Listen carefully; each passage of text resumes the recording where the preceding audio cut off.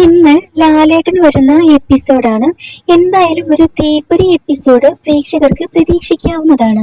ലാലേട്ടൻ വരുന്നത് കുറച്ച് cosmetic items glass ബോട്ടിൽ നിന്ന് പുറത്തേക്ക് കൊട്ടുന്ന രൂപത്തിലാണ് വന്നിരിക്കുന്നത്.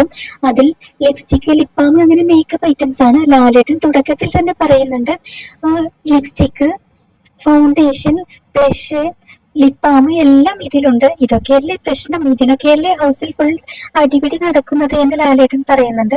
പക്ഷെ ഇതൊന്നും തരില്ല, ഇതൊക്കെ ഗെയിം കളിച്ച് നേടാനുള്ളതാണ് എന്നാണ് ലാലേട്ടൻ പറയുന്നത്. എന്തായാലും ഇന്നത്തെ എപ്പിസോഡിൽ ലാലേട്ടൻ പൊളിച്ചെടുക്കും എന്നുള്ളത് ഉറപ്പാണ്.